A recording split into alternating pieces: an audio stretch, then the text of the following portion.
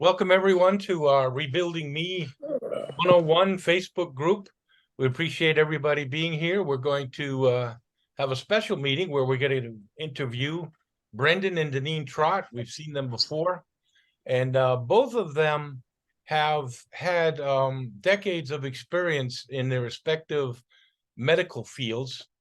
They've been able to help a lot of people physically, and they've done it through not only a professional means, but even in volunteer capacities.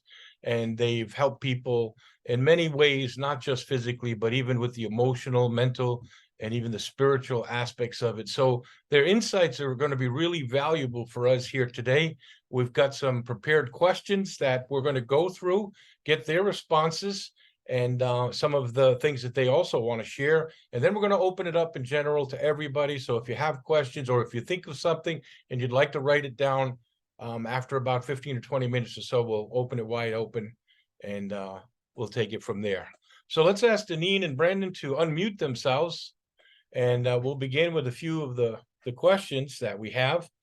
And the first question that we're interested in is, in your experience in your respective fields, as we mentioned, what could you mention to us about, let me see, here it is, let me get it exactly right. What have you noticed a recurring, oh, here we go. In your experience, what one simple change could people make in their own self-care that would have the biggest impact in furthering their own health? And you could both answer on this, or you could let one of you take the lead, and whatever you like. So you've probably seen one simple thing. If they just change this, whatever category, diet, whatever comes to your mind, maybe share that with us. You want to go first? Let's. I want Danean to go first because I don't want to talk over her more than that. Well, I think it's probably something Brendan's going to say too, is the one simple thing that seems hard to attain, but really readily available to all of us, is movement in any form. It's just something that's very difficult for people to feel that they have to fit into their schedule or find a way to fit into their schedule. But it's really one of the easiest things that we can do. Many of us work in offices for years, and I found sometimes just doing calf raises, even under the table, taking that a little extra time to walk to the bathroom. Now that I work from home, Brendan's given me a very simple setup where I can get up, do a bar up in the doorway. Literally in 45 seconds, I've attained a tremendous amount of movement that really changes the risk factor, I think, for people because of the sedentary life. The thing I would add to what Danean said is that we might be surprised at how much we can accomplish even within our living space when it comes to movement. And that's what I try to encourage my clients to do. I encourage them to use their space. Danean talked about the paddle underneath the desk. Some of us have stairs where we live. A simple standing up and sitting down in a chair. If you work at a desk, can you get a stand-up desk that you can adjust from a standing position to a sitting position? But I agree with Danean, movement's really important. Just an interesting study that they did in a comparison, placebo double-blind study. And what they did is they gave clients metformin, or they gave them a sugar pill, or they had them do a lifestyle change. The lifestyle change was a 10-minute walk after each meal. And the 10-minute walk after each meal, of course, outperformed the placebo, but it also outperformed metformin, which is the most popular type 2 diabetes prescribed drug that's out there. So oftentimes movement is really underestimated as to how little an investment it takes to get such a big benefit. The other thing I would say is what you're already into. Danean talked about movement. I will talk just very briefly about eating, and that is just simply eat less. Leave yourself hungry when you eat. Fasting is something we both have done and do. But I find even just a daily process of eating within a window has helped me. I have a family of very large people. I at one time weighed probably about 315 to 320 pounds. I weigh about 280 right now. I'll go down to about 275. And primarily I use both walking and just not eating as much, with eating window and some actual fasting Excellent. to accomplish that. Okay, thank you. Very good. That's good stuff. I'm taking notes. We'll try to recap some of this. So that's really awesome. Next question. Both of you work with patients and clients, and we won't go into how, but you've done that for decades. But you're in a unique position to notice recurring health issues in people that you do work with. So is there a common preventative measure, in addition to what you just said, which would certainly apply to this question, that many people are not incorporating? Is there, it's kind of an extension really of where you guys were taking this already. And feel free to use this as an opportunity to add to it or to tweak it a little bit. Yeah, that's a really good point. I think a lot of times one of the things that's really lacking in addition to the movement, and of course, you know, we always hear the two typical things. What do we do to extend our lifespan? And that's always exercise and nutrition. Those are the two things that we always get excited about, we hear about. And I was thinking about those questions today. How do we, what comes first, the exercise or the nutrition? And sometimes we put a lot of emphasis on the exercise, which of course we just talked about, movement is important. But if we don't have good nutrition, then it's very difficult to engage in an exercise program because we're weak, we have a headache, we feel lack of energy, we don't have the drive that we need.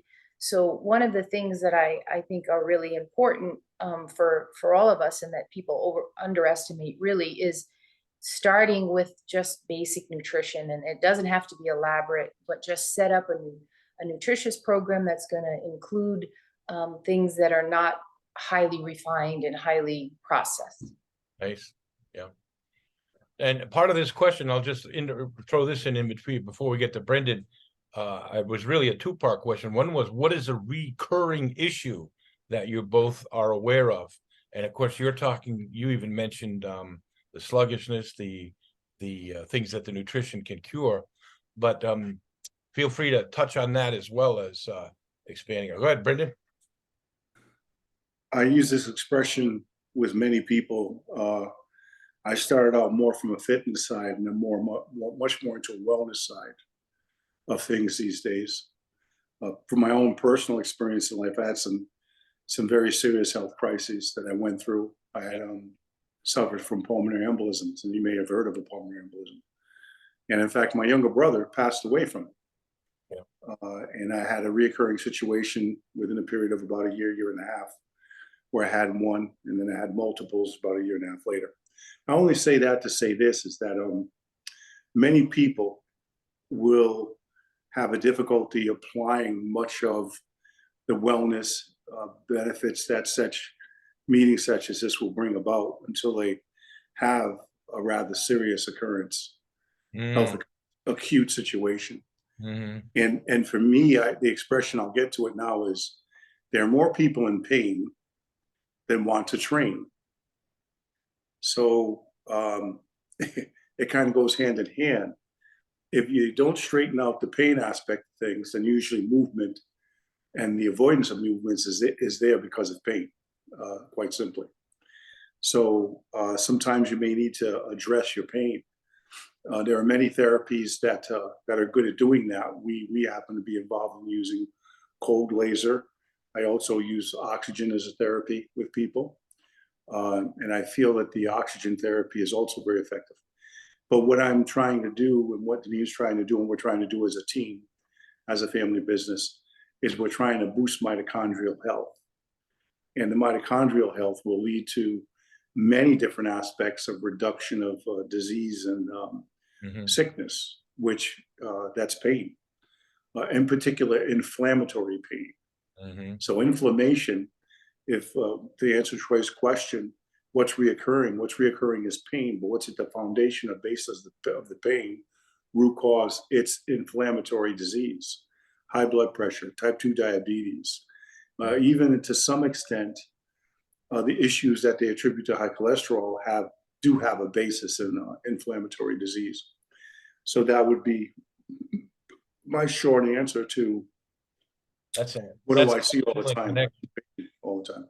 That is a super excellent connection, that the inflammation is the platform so many other diseases and pain. That is really good for us all to take note of, because if you can address that, then as you're saying, Brendan, we get to move more, then we can alleviate the problem. So it's a cycle that we start to reverse by addressing that. Excellent. Go ahead. Yeah, please. Without taking too much time, the other aspect of that whole part of what Danean said and I said, I feel, is there also worked in psych for a bit. I worked in a lockdown community in a psych hospital for not more than a few years.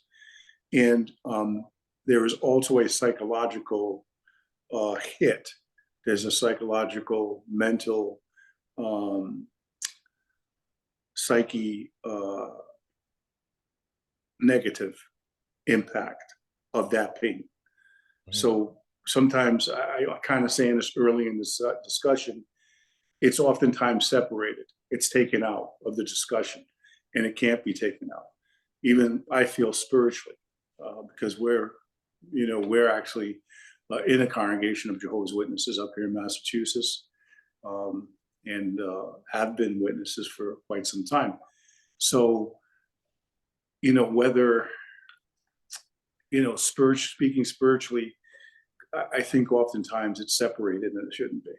Yeah, we definitely agree.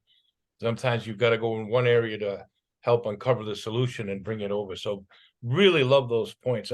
Let's move it to some of the other questions, because you guys are really sharing some valuable insights. Third question is, what question is not being, oh, excuse me. Whoa, wow, I got to scroll through my own questions here. Number 3 is, how important is it to protect your internal organs as we get older? And extension of that, what neglect have you seen in that regard, and how can we avoid having that as a problem? Again, how important to protect your internal organs? I know, Brendan, I think you even mentioned the liver earlier, but let's start with, we'll go back to Danean and come back to you, Brendan. I was just going to defer to Brendan on that, because he's been sharing a lot of good information with me on, the effects of things on our mitochondria, on our microbiome, on our liver, and how important those visceral organs really are. And it reminds me a lot of conversations that you all have had here in the past too, about the mitochondria and the ATP and the powerhouse, the sources that keep us going and energize us and take away the inflammation. But I thought that you could answer that. Okay, nice introduction to Brendan. Well, Troy, what you've been doing here for the last however many years, with your studies involving fasting, are fundamental in what we've been trying to do.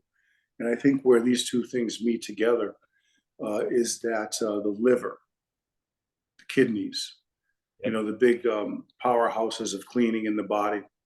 I'm a firm believer that I only lost weight because I finally got my liver, fatty liver, straightened out. Yep. And that allowed me also get my microbiome straightened out. Yep. There's certain shortcuts. I think everybody knows different shortcuts to do this. But I think the most inexpensive way is what you've been teaching. I mean, I need to call it teaching, really. And I mean, people die from issues with their liver. So it's serious, it's pertinent, it's constant and common.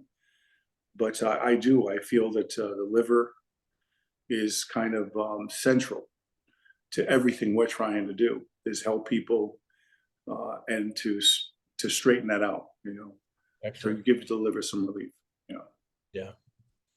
Okay, excellent. And you guys already connected the importance of that to the microbiome, which is if we got into that, would be so much more of a conversation, but just recognizing that too is part of it, as you mentioned. So we'll just pass over that question that I sent you guys.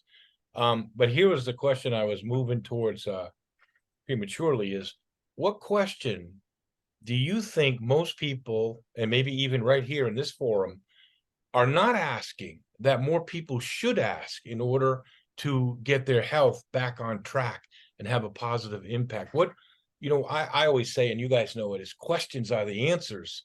So the first step is awareness, but what are people not asking? And I go back to what you said right in the beginning, Brendan. They're not asking like, well, what does moving have to do with my diet, or what is my but help us out with that. Is there questions that you try to ask your clients to get them thinking in the right direction that they never occurred to them? And after you say it, it might be, wow, that was simple, but I never thought of that. That's a good question. I'll start with that one. Yeah, that's a very good question, Troy, you're asking. And I think what this whole Rebuilding Me 101 group has really made a focus, and I think that everything here is on that same track as the question that I think is one of the top questions a person should ask. And that's really, how can food be my medicine? How can I use food to change everything about my health system? And that's really what I've been seeing, and even the postings that everyone's put on, really different ways that we can do it, different recipes, different things. I mean, we had gotten COVID recently, and I realized, boy, if you don't have your health, it's pretty tough out there. And then the first thing pharmaceutical and doctors want to do, and they certainly have their place, is give you medicine. But if we don't eat properly and we don't use the food to make ourselves strong and energize the cells and create the healthy mitochondria and the ATP, and doing the fasting to clean out the cells and doing these things, everyone wants to find the answer to health and wellness, but it's really within our own power. Whoa. Wow. Well done. I don't know, Brendan, that's a tough act to follow. I agree with Danean. That's why I'm happy I actually have a partner in what we're doing. Yeah. That's so intelligent, and I'm blessed in life, period. Last 38 years. One of the things. Interrupt you. So what you're saying is we all need a Danean, and we can get help. Is that what you're saying? No. Well, she's Where available. we can't get them all. She's available to join the group from time to time. Yeah. That was funny, Troy. I lost my thought for just a moment. I'm sorry, buddy. What Danean is saying is important to me, because I hear people say all the time, I don't know. So it kind of relates to some of the other things you asked, Troy, and that is, so many times that people are in a place of I don't know. So to me, I'm always wanting them to ask themselves why. Just start to slow yourself down and try to ask the question why. And don't panic, because most people, the deeper they are in a health crisis, the more they say the words I don't know. And those words are connected to fear. And the fear becomes an insurmountable mountain, or it becomes an insurmountable monster. And pretty soon, then other people who may have whatever reasons they have for doing what they do enter. And if for some reason, the predominant reason why they're dealing with you is financial, and that I know that when conversations turn this way, it may take on an accusatory tone, but that's not my goal. But what happens is at that time is it could be the purpose of helping the individual diminishes, and the purpose of making a financial gain could become central or paramount. And, I've seen more than a few people. We have a person that's visited us a bit, and her husband and her are great people, have raised a daughter, have a home. He does well in business. And she was just hospitalized, right? And she was probably able to eat. I think she ate at our house about this cap. That's about what she ate, and started to feel unwell. Yeah. Wow. So she can't eat. And she's, at this point, she's probably at the point people would consider anorexic. And at one time she was very healthy and strong. She was a bodybuilder before she had the truth. And her husband's very fit, and she wants to be doing many things, but she can't seem to eat. But it's very real, this process. So the sooner we get into the habit of asking why something's happening to me and not panicking, you know, when using resources that are healthy and beneficial to answer the question, we can get out of some really, really deep waters. I know there was a time in my life where I couldn't figure out why, and I was, you know, going down a rabbit hole pretty quick. And I'm thankful, you know, that there were persons around me that helped me slow it down, got me motivated, helped me stay consistent, and therefore I had some solutions. And now I'm probably in a place where some, including a few of my doctors, thought I could never get to. Well, listen, you guys both, those last question there, those are fantastic answers, and we'll post this later. And that's a great place to end the questions that I've been asking you. We've got close to 10 minutes and we can stay longer for some, but let's open it up now. If anybody wants to unmute themselves, and while we got Brendan and Danean, anything that they said you want to expand on, or any questions in general that you think they could help you with, or anybody else on the platform. So everybody unmute, and we also welcome Aubrey with us now. I think she's here. So Hi, all. I am. Thank you. Hi. Hey, look at you. Look at you. Hi. It's so good to see you guys. Look at you. You little shadow girl over there.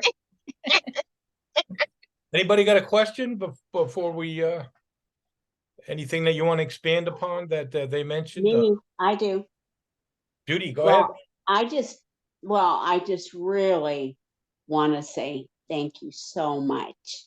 That to me is at the top of the list, because Troy talks about you all often, and then you coming down to help out. I mean, just amazing people. And I am sorry that I am not in your congregation, because I bet they just love you to death. Oh, Judy, you're so sweet. They love Danean. I'm sorry. No, you're a package deal. Package deal. I couldn't pass that one up. We're thankful. We're very thankful, and boy, your comments are kind, and thank you. Commendation, encouragement is beneficial to us all, definitely to us this last 10 days or so. Thank you. This group is really super. I mean, everybody's so supportive. Hey, just as a little side point, if someone doesn't have a question, Brennan shared something with us recently, because we were talking about wellness and the importance of eating right and fiber. But he found something really interesting on sweet potatoes. I know with the keto, you know, we were trying not to always eat that way, but we know that sweet potatoes have a low glycemic index and very high fiber. Fiber is such an important role, but is it okay if he just shares that? Yeah, we didn't have time to officially, but we got time now, no questions. So this is awesome information. So everybody take notes. Just a couple of key points, and this is not from my own studies and my own research, but basically there's a few people I do follow on the internet, and one particular study about the sweet potato mentioned a few simple things I can mention, and I can try to send that to Troy so you can look at the studies. But basically, a sweet potato is a superfood, like some of the other superfoods we know about, very effective in helping the microbiome. So what they found was with radiation and chemotherapy patients, one of the things they have, and I think all of us have close friends and family by now that have dealt with serious issues with cancer, correct? And in doing so, it led me this last couple of years, I don't want to talk too much, but had two very close mentors of mine pass away, very close friends. And it was up close, caring for them quite a bit, being with them very much in that last year and a half of their lives, both at around the same time.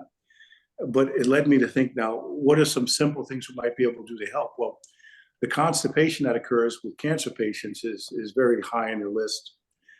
They have a problem with toxicity buildup, but at the same time, they're starving to death. Most cancer patients are actually going to die from too little body weight. They lose their body mass, they lose muscle density and other densities in their bones, and it leads to their death.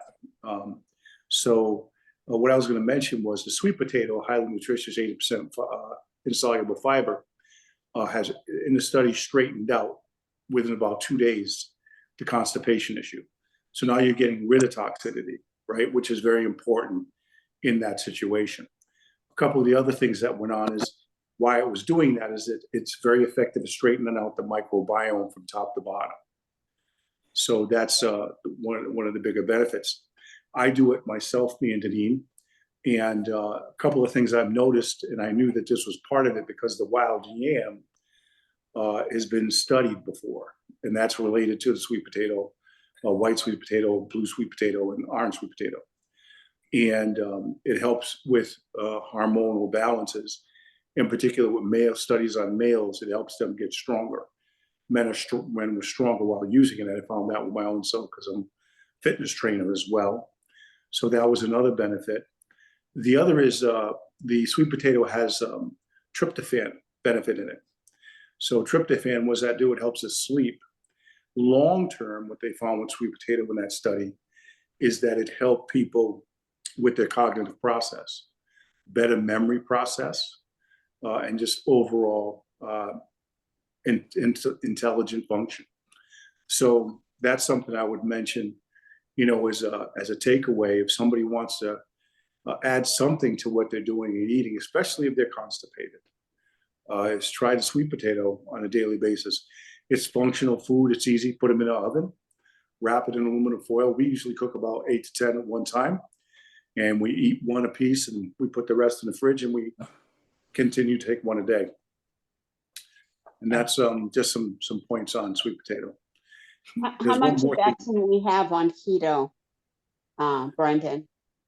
You know, that's a question I would relate more to Troy on. I don't know if you actually take a break from keto at all, or what your matrix might be. But one of the things that became very interesting in that study about sweet potato is, and most people in any diabetic community acknowledge that fiber changes the content of the glucose in anything, right? Or I should say the fructose in anything. So if we go take an apple from a tree, we know if we eat the apple with the fiber, changes the impact on the insulin level. Now, if we take and juice that same apple and just drink the juice, we know that's a much higher, right, hit on the glycemic load. So that's where the sweet potato is a superfood, in that it has an incredible amount of fiber. So therefore, that'd be something for you to be investigated. Well, I can interject this, that we can eat sweet potato. In fact, if we are going to eat a potato, we should eat a sweet potato instead of the white potato. And there is net fiber, and I think an average, like a cup of sweet potato is about 23 grams of carbs. So if you, even on keto, if you skipped some of the other carbohydrates and maybe just stayed with the leafy vegetables, and, you know, didn't put your cruciferous vegetables or your other heavier vegetables, you could sneak it in there. Some people can even go over 30 grams in a day on the carbohydrate. We like to keep it closer to 20, but you can test yourself and test whether you come out of ketosis. But I agree that occasionally that might be worth getting out of ketosis just for the nutritional value. But listen, we're at 7:30, and we can keep going. I'm going to officially end the meeting for those of you who have to go somewhere else, but it is a special treat to have Brendan and Danean, and I think we all agree just the answers that they gave and the insights and the wisdom was really helpful. Before I end it, is there anybody else that did think of a question and maybe, you know, didn't get a chance to put it out there before we officially end? If not, Yeah, I had a question. Not Judy, though. Judy's already asked 3. Judy is banned from asking another question before we find out if anybody else can ask it. Is there anybody else besides Judy right now? Well, I did. Go ahead, Rita. So, Danean and Brendan, do you like eating a sweet potato? Do you know much about making a starch into a resistant starch? Because that's how we have been doing in our household. Like if there's some starchy food I want to do, I refrigerate it overnight and then we eat it cold the next day, or even heat it up. It changes the glycemic index, and it feeds your microbiome more than your own body, so you don't get the overload of carbs. So I don't know much about it, but I'm interested in that. Actually, excellent point. And you just reminded me of something I was reading on that. And that is, if you bake a potato a second time, the digestive tract will not be able to impact it until it's further down in the process. So therefore, you are slowing down the glycemic hit again. So that's an excellent point, is to actually go ahead and warm it up in the oven. And you've got a twice baked potato and you have a even lower. So the numbers Troy just mentioned would probably be lower. The other thing is the sweet potato, what's actually in the sweet potato is in the leaves of the sweet potato as well. So there are cultures and people that take the leaves of the sweet potato and eat those as well. Now, I'm not going to suggest that as you just go do it, but research it, because I know many cultures do it. There was a gentleman in Bermuda who used to make a morning drink, and he would eat the sweet potato, but he would also take the leaves and he would make a type of smoothie out of it, blend it with some other things and drink it. So there you go. You know, what's in the sweet potato is in them leaves as well. The third thing I would mention is, and you brought this to mind by telling me, let's look at this a different way to approach it, but still get the benefits, is there is the extracts that we use. We use oregano oil extract, or extract of oregano oil. And I have great benefits from that allows us to get away from having to be impacted in certain ways, right? By the actual seasoning or have to cook with it. So I know that there's also an extract that you can get if you research the sweet potato. And that would probably bypass the whole issue with carbohydrate. I had one more thing that I don't want to forget, Troy. So before everybody leaves, I'd like to mention one more thing that we started off with the liver. But I don't want to take over. And if Danean wants to add, or if anybody has more questions, do so. But please don't let me forget something that we've been doing with a lot of clients that I want to mention to the folks. Okay, we're just trying to make sure everybody gets a chance. But go ahead, Brendan, and then we'll go back to Judy. Oh, yes. So, you know, you hear so many cleanses, so many different things that we research them. And over the years, like you folks, we've probably done so many, we forget what we've done. But recently there was a study we paid attention to, and it was so simple because it was everything in the kitchen. It was 2 ounces of olive oil, right? Good grade olive oil, and 2 ounces of fresh squeezed lemon juice, and a pinch of cayenne pepper. And when they gave that to people, it straightened out a fatty liver rather quickly. There was blood testing done with it. Within like a 5-day and a 5-day, they found that their livers were very healthy. And I went through a period where I had some problems with my liver and kidneys. When you're near death, they just pump all sorts of things in. And hey, we got to save a person, save a person. When you're done with that, the next 6 months, you have all kinds of things occur. Like, hey, we're going to put you on dialysis. Hey, you know, and it's interesting that some of these problems that are basically side effects from the life-saving medicines that I had to do could have been straightened out very quickly with that one drink. So a shot glass, an official shot glass, is 2 ounces. So 2 ounces, pinch of cayenne pepper. And with my clients now, they come in, I want to lose weight, I want to train hard, I want to do this, I want to do that. And I try to slow them down and have them do that drink for a couple of weeks, because many people will try to lose weight and have all kind of resistance to it and difficulty because they're not taking care of that fatty liver first. Yeah, good, excellent. Thank you. Thank you. Anybody, Judy, did you want to go back? I think we've cleared the floor here. No, we're good. We're good. Brendan covered it. Thank you so much. Dad, what are you eating? It looks good. You want to share with all of us? Sorry, but my sugar's dropping. I'm trying to get some walnuts in me. Are you back to going down again? Yeah, You want some? You got the honey over there? I just took some of that too. Okay. Go back to what you're doing, okay? Yeah, well, turn the camera the other way, because those walnuts look good going in. Yeah, but he's sorry, had, what? he's been up and down on his sugar. He was real high. I My think we sugar did dropped it to on the- 52, so I'm 47 actually. So, Okay, then I gotta go over there, so. Okay, Down to well, 42 early. You didn't take insulin again, right? Did you eat? Well, I gotta go over there. All right, everybody. It's thank been you, really great. guys. All right.